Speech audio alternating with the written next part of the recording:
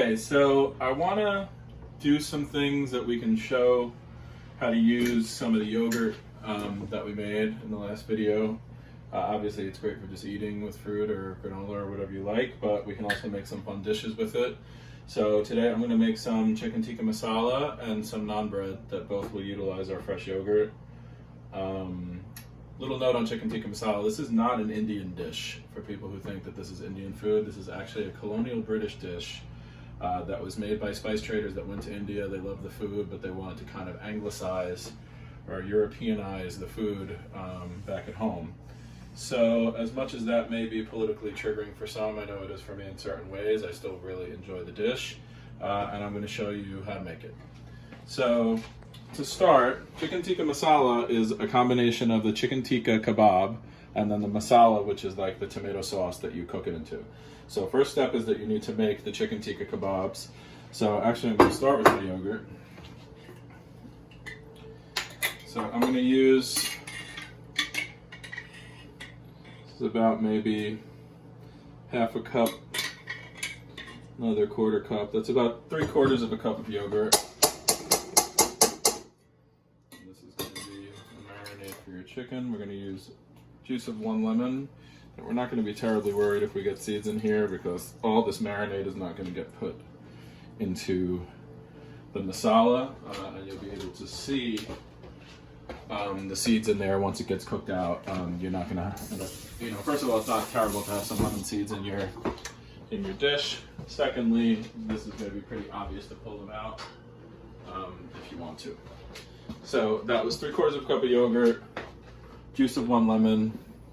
This is actually my masala seasoning, my tikka, my chicken tikka seasoning that I make, that we used to sell in my spice rub company.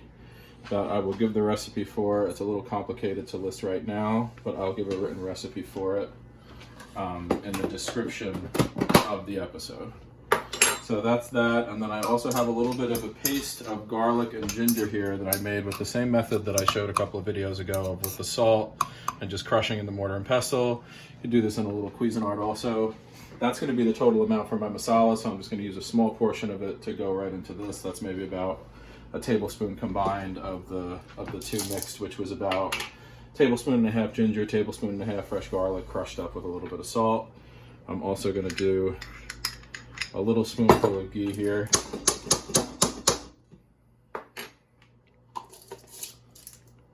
My tikka rub has salt in it, so I'm not going to add salt.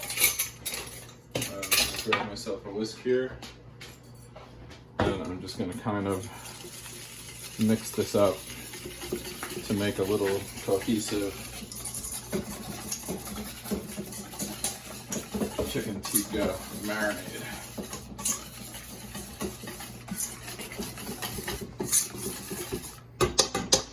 So that's that. I'm going to go straight in with, this is 1.5 pounds of cubed, as well as can be cubed, organic, boneless, skinless chicken thighs that I'm just gonna stick in there.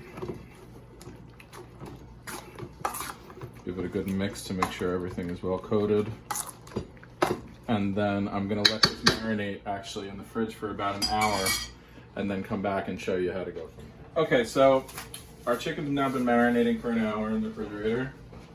And I'm gonna just very simply put it on these nice metal kebab skewers. You don't have to use these, you can use wooden ones if that's all you have.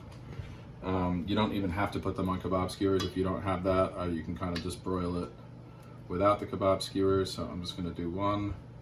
I want to just be careful of your fingers. When you have it up like this, it's going to look like there's a lot of room to go on the kebab, but that's not really, you don't want it to be too bunched up. You're trying to get like maximum caramelization here, so you want the pieces to maybe only go up to about there, and then spread it a little bit. And then I put it onto this sheet pan. It's got like a little kind of roasting rack in it. But again, you don't need to do that either. You can just use whatever sheet pan you have. You're gonna just broil it. So I'll do another one really fast.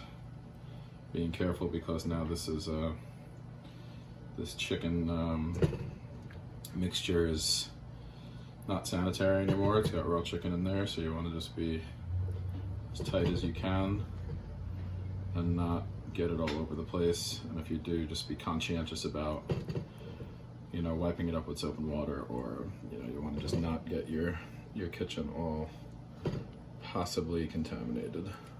Here's one more. I'll do the rest and then we'll come back and talk about. So I have my kebabs made. I'm going to stick them. I have the oven preheated on broil, and I'm going to stick them into broil. This is one of those things where you kind of can't let it go too long. I mean, you can let it go too long and they'll dry out, but let them go for long enough, like maybe like 4 or 5 minutes on each side, so they get really nice and black and charred and crispy. That's what you want. It's going to just put more flavor into your resulting masala sauce. So after those are cooked, I'll show you what they look like, and then we'll get to work on the masala sauce. You know, these have been under the broiler just with this side up for about 4 minutes, 5 minutes, and I just wanted to show this is kind of exactly what you want. Just going to give them a little flip now. And you're trying to kind of get that on both sides. Even a little darker, a little more crusty than that is fine. My broiler is not, as you can see, I'm working on a crappy apartment stove here, not like some beautiful Wolf or Viking oven here, which I wish I had.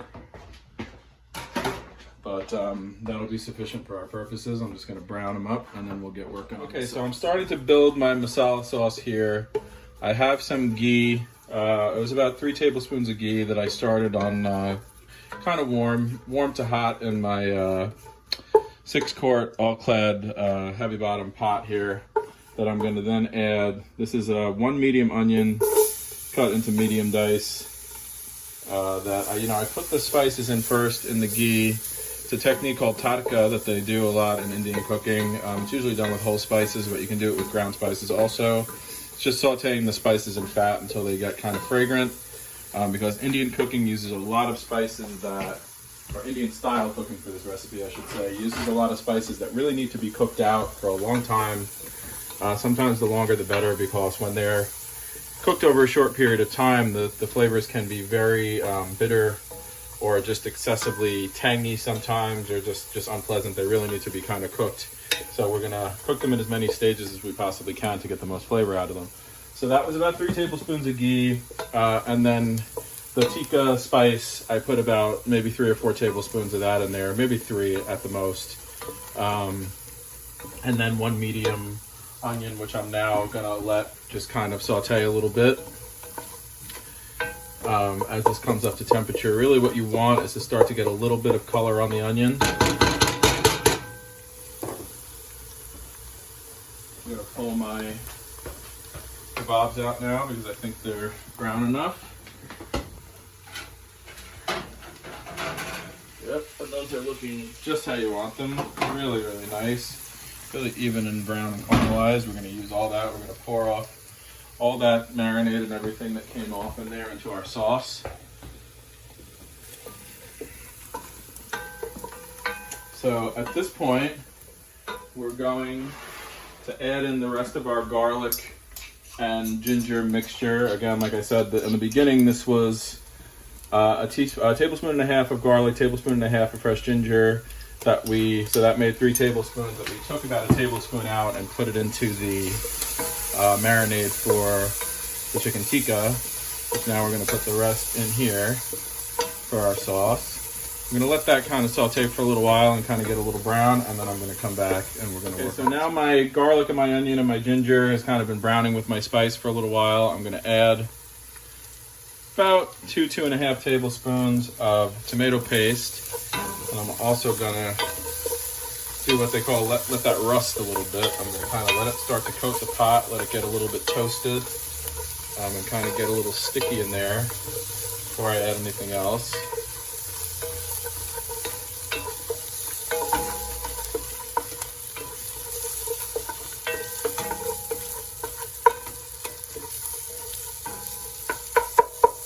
Keep that moving so nothing burns or sticks.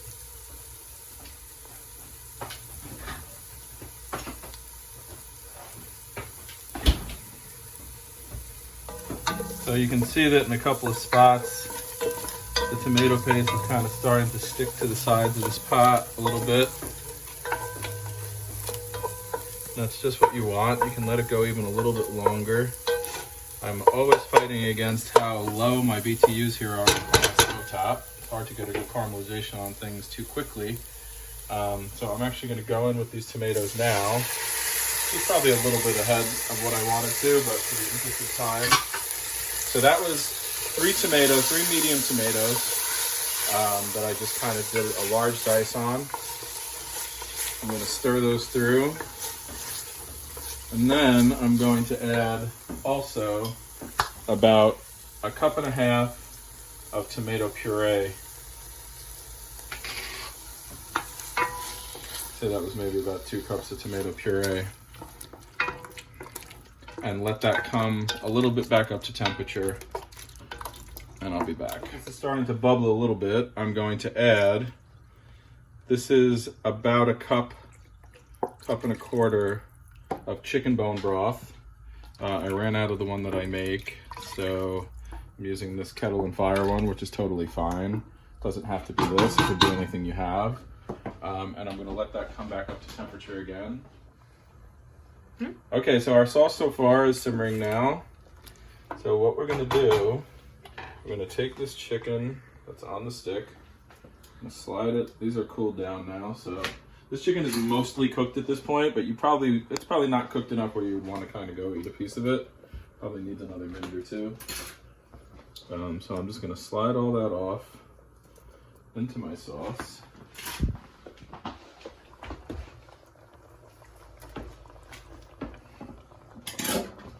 And then make sure you get any little bits here from your pan. It would be easier for you if you don't use a roasting pan. And then whatever kind of collected at the bottom of the pan, including scraping off. You don't need to be crazy. Like sometimes, you know, if I was making a stock or something like that, I would put a little bit of hot water here and heat this up on the stovetop and get all that fond in there. But for right now, we don't really need to worry about that too much.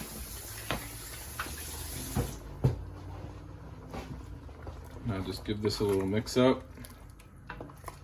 And also we're gonna add into this about a teaspoon of whole cloves. If you don't like cloves, then you don't have to add them. This is kind of optional just to punch up the flavor a little bit more. And then I'm gonna put some whole cardamom pods, which again, like these are a little more esoteric ingredient. About a teaspoon of those too. And then we're going to turn the heat down to low. Stir this through again. Turn the heat down to low. Put the lid on askew because I actually want this to reduce a little bit. When you want to reduce something, you need, you know, the more air that's introduced into it. So if you kept it airtight, it would kind of just stew in there, no liquid would evaporate, and the sauce would stay as is. With allowing some airflow here, as it cooks, the air will cook out, the liquid will cook out and evaporate into air is what I'm trying to say. And the sauce will reduce and become a little bit thicker. And as you'll see later, we're gonna add a little bit of cream to this, so it's gonna make a really nice luscious sauce. Let's start on my naan bread, which is another good way of using our yogurt that we made. The first thing I wanna do to get that started is I have some water here that's about 105 degrees, 106 degrees. It's 2/3 of a cup of water. The reason why you want it to be that temperature is you want it to be warm enough to activate your yeast, but not so hot that you're gonna kill it. So I also have 2 cups of organic, unbleached, unbromated, unenriched cake flour here. It's important to use cake flour for naan because it's a lot finer textured. And you want your naan to be really soft and pillowy and nice. That's the typical way that they have them. So I'm going to put half of that cake flour and all of my yeast, which is 3/4 of a teaspoon of yeast, into my bowl with my 2/3 of a cup of water. This is instant yeast. This is regular, like Fleischmann's instant yeast. It's nothing fancy.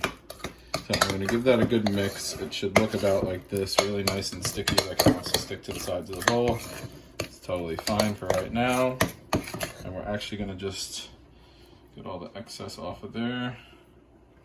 And we're gonna put a clean towel on top of this and just let it sit for 30 minutes at room temp. It's good to have it be a little bit warm, so I'm actually going to put it on the stove top here near where my tikka masala is cooking. That little ambient warmth will actually help it. It's going to prove for about 30 minutes, and then we're going to come back and continue. Okay, so now the initial cake flour, yeast, and water, warm water that we started with have kind of expanded. It's been a half hour, so you can see it's all kind of bubbled up. That means our yeast is working, and that's a good thing. So at this point, we want to add some of our yogurt. This is almost 4 tablespoons. It's 3.5 to 4 tablespoons is fine. Doesn't have to be exact. We're gonna mix that in. This is a half teaspoon of salt and 3/4 of a teaspoon of baking powder.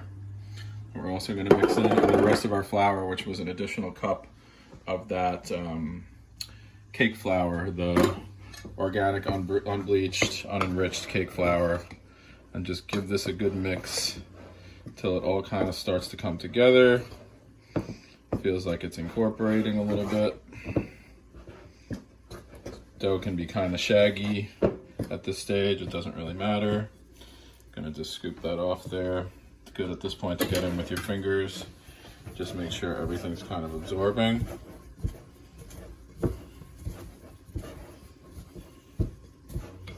We're not really kneading it all.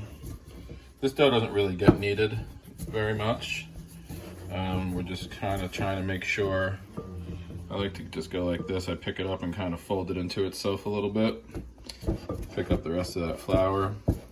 It's not really a knead. It's kind of just letting everything come together and make sure that it's all well mixed. It's going to be really kind of knotty and shaggy at this point, but that's okay. So then what we want to do, I have to wash my hands. But the next thing we're going to do is we're going to take some ghee, a little bit of soft ghee, rub it all over the top. I'm going to show you how to do that. Take some more of your ghee with clean hands, just as much as your fingertips will hold. Rub it all over the top of the dough like so. Get it all around it. And then you just pick your dough up. You give it a really good hard pinch or two in the center like that, as if you're just kind of mashing it up. You put your towel back on and it's going to rise for another 30 minutes in a kind of a warm place. And in the meantime, I'm going to finish up my chicken tikka masala, which is about to be ready. So now, as you can see, this chicken tikka masala has been cooking for just under an hour. It's maybe 50-55 minutes. The sauce is reduced by about a third, and it's nice and thick and nice and saucy at the same time. The chicken is tender. And what I'm going to do right now, I'm going to add about a half a cup of heavy cream to this to just kind of lighten the sauce, give it a little bit nicer of a texture. I'm going to add maybe another drop. So that's a total of, maybe 10 tablespoons. It's just where I want it. Looks great. Gonna let that heat up a little bit again. Now they usually, or sometimes use yogurt to cream this. I feel like with the tang of the tomatoes, the little bit of yogurt that's already in there, I always like to use cream with it.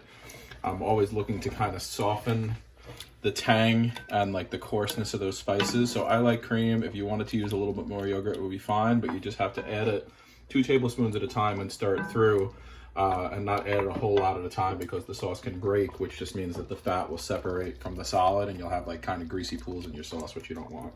So then I also have here a cup of roughly chopped cilantro, which I'm going to add right at the end.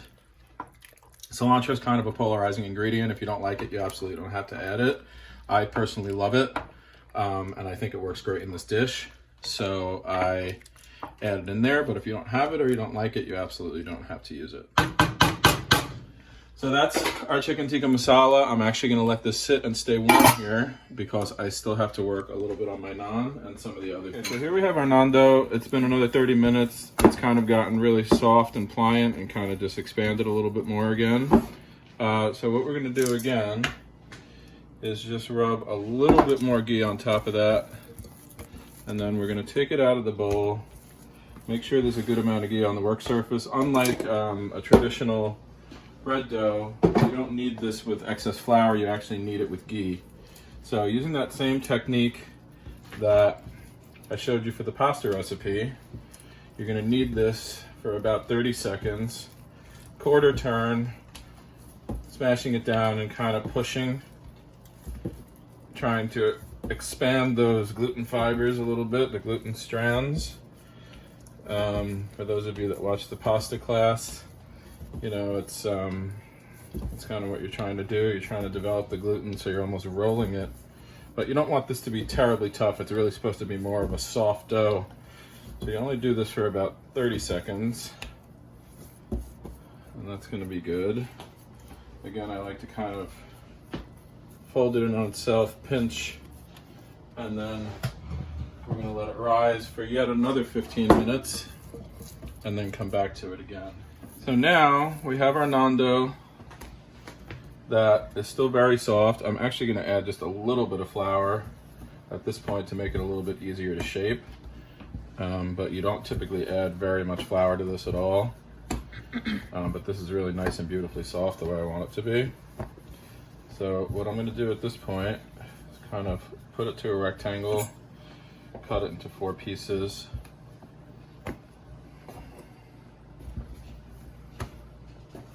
A little more dust over here so it doesn't stick from sitting there. Let's put it out of the way. A little bit of flour on my hands just so I can shape it a little bit easier. And for naan, the classic shape is to do a little bit of a teardrop shape. But it doesn't, you know, if that's hard for you to do, then that's fine.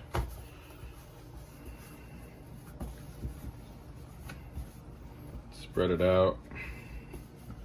Almost like shaping a pizza, though it doesn't have to be quite so exact and quite so thin. I actually like it when it has some kind of a little bit thicker parts and a little bit thinner parts. But so like that's the idea, a little bit of a teardrop shape almost, or snowshoe as they call it, snowshoe naan. I have forgotten to heat up my pan here, but I'll talk to you a little bit about the pan while it heats up. There aren't too many things that I use nonstick pans for anymore, but this is one that's actually really good for this. You want to have a nonstick pan that you have a good tight fitting lid for. So I know, again, that's kind of a specialized thing. I know not everyone has lids for their fry pans, but hopefully maybe you have one. You can do this also on a pizza stone, is totally fine. You just have to make sure your stone is really nice and hot in a hot oven. You know, preheat the oven 500 degrees with the stone inside for a good maybe half hour before you're going to do this. But the far better, easier, less messy, less involved way is to use this nonstick pan over totally dry, over high heat. Really preheat it for a good little bit. And then you're going to do it with the lid on. So also, when I make naan, I like to have garlic naan. So what I did here is I just took some ghee, again, with some garlic that I crushed in my mortar and pestle. It was a couple of tablespoons to maybe like a quarter cup of ghee. And I just sauteed it very lightly, like not even until it's golden brown, just until it's kind of cooked.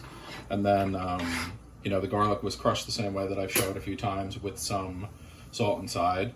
And then a bunch of cilantro that I just chopped and added right at the end. And you'll see when my naan are cooked, I'm actually going to smear some of that right on top. I have a little pan right next to it here to be able to put the cooked naan.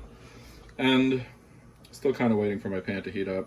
All right, so now my pan is totally heated. I'm actually going to take this piece of naan and I'm just going to get it in there. A little bit of a sizzle. You can still stretch it out a little bit once it's on the pan because it's not going to completely stick to it. And I'm going to put my lid. Ooh. Oh, it's okay if it tears also, you know, good naan that you see that's cooked in a tandoor. You know, we're really cooking here, so good naan that you see that's cooked in a tandoor sometimes has little tears in it. I'm actually glad that happened because it shows you that if it tears a little bit, it's really no big deal. You put your lid on. Each piece is going to cook maybe for about a minute, minute and a half. You just want to get some nice color on there on your first side, and then you're going to flip it over, color it a little bit on the other side, then we're going to pull it out and we're going to put a little bit of the ghee mixture on top. Now, as you can see, I flipped the naan. We have some nice little golden brown colored little dots on there. It's about as far as you need to go. I'm going to do the other side. That was maybe about 45 seconds to a minute. I'm going to do the other side for about 45 seconds. Now, as you can see, I flipped it back over again just to show you. This is a little bit, got some nice little golden brown spots on this side. At this point, this naan is actually completely cooked. I'm going to take it off, put it on my little pan that's waiting on the side here so I can keep them warm. And go straight on with a little bit of my cilantro and garlic mixture that is really so delicious, and just repeat the process with my remaining pieces. So here we have two great uses for our yogurt that we made: chicken tikka masala and some really nice garlic naan. So I'm just going to plate it up. Nice big piece of naan, some rice that we steamed in the rice cooker,